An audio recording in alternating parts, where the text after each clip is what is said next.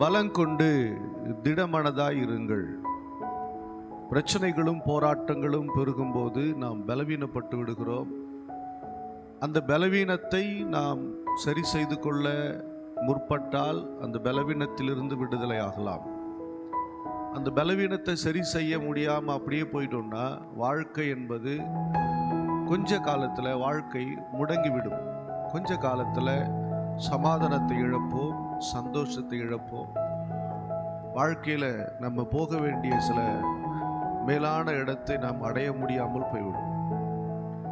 பலவீனம் என்பது வெறும் சரீரத்தில் உடம்பு இளைக்குது, இல்லை உடம்பு குண்டாயிடுச்சு, ரத்தம் இல்லை, எலும்புல பலன் இல்லை, இது ஒரு வகையான உடல் பலவீனம் தான்.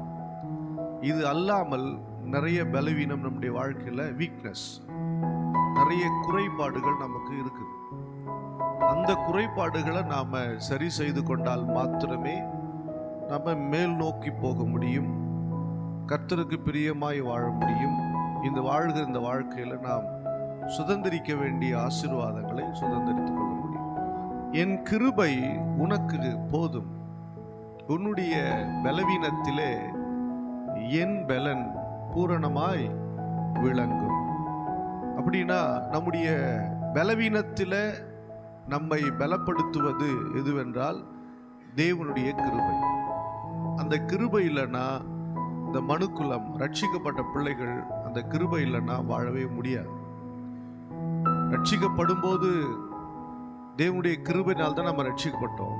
ரட்சிக்கப்பட்ட பின்பு தேவன் கொடுத்த பரிசுத்தத்தை பாதுகாத்துக் கொள்ளவும், பரிசுத்தமான வாழ்க்கையில வாழவும், கர்த்தருக்கு பிரியமாய் வாழவும், ஆசீர்வாதமான வாழ்க்கை வாழவும் நமக்கு தேவையானது கிருபை.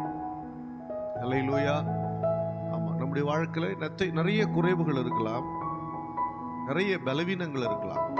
மனதில் பலவீனம், ஹெல்த் இஷ்யூஸ், அதாவது உடல் பலவீனம், நமக்கு யாரும் உதவி செய்ய ஆள் இல்லாத அப்படிப்பட்ட ஒரு பலவீனம், நமக்கு எந்தவித அதிகாரம் இல்லாத இருக்கிற ஒரு பலவீனம், செல்வாக்கு இல்லாத ஒரு பலவீனம், ஆவிக்குரிய வாழ்க்கையில ஆவியில பலம் இல்லாத அந்த ஒரு பலவீனம், இப்படி பலவிதமான பலவீனங்கள் இருக்கிறது.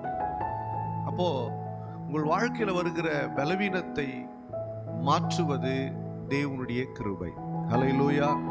அப்படி என்றால் அந்த தேவனுடைய கிருபை நீங்கள் பெற்றுக்கொள்ள வேண்டுமேயானால் நீங்கள் தேவனை சார்ந்தவர்களாக இருக்க வேண்டும்.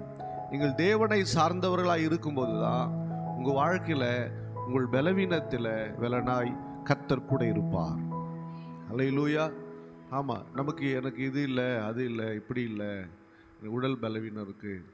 நான் சொல்கிறேன், எல்லா சூழ்நிலையிலேயும் எல்லா காலகட்டத்திலேயும் கர்த்தரே நமக்கு பலனாக இருப்பார். அவர் எப்படின்னா பலத்தால் இடை கட்டுகிற தேவன். என்னை பலத்தால் இடை கட்டுகிறவர், பலத்தால் இடை கட்டுகிற, எனக்கு பலனை எப்படி சொல்கிறது, இப்போ நீங்கள் தராசு பார்த்தீங்கன்னா ஒரு பக்கம் இடக்கல் இருக்கும், அதுக்கு இடை கட்டு, இன்னொரு பக்கம் என்னப்போ காய்கறியோ பழமோ ஏதோ ஒன்று வச்சு என்ன பண்ணுவாங்க, இடை கட்டுவாங்க. அதே போல் தேவன் நம்முடைய பலவீனங்களுக்கு தன்னுடைய பலனை கொடுத்து, நீங்கள் எதிலெல்லாம் குறைவாக இருக்கிறீங்களோ அந்த குறைவுகளை தன்னுடைய பலத்தினால் இடை கட்டுகிறார், தன்னுடைய பலத்தினால் அதை சமன் செய்கிறார். அல்லேலூயா. ஆமாம், தாவீது சிறியவன் தான், கோலியாத் பெரியவன், ராட்சதன், பலசாலி, இவன் சிறியவன். அவன் சொல்லுகிறான், நான் சேனைகளின் கர்த்தருடைய நாமத்திலே வருகிறேன். அல்லேலூயா. ஆளு பெருசு தான் கோலியாத்து, ஆளு பெரியவன் தான், அடிக்க போறவன் சின்னவன் தான். அவன் போகிறது கர்த்தருடைய நாமத்தினாலே. இங்கே அவனுடைய பலம் அல்ல, தேவனே தாவீதை பலத்தினால் இடை கட்டி அவனை கொன்று போட்டார். அல்லேலூயா.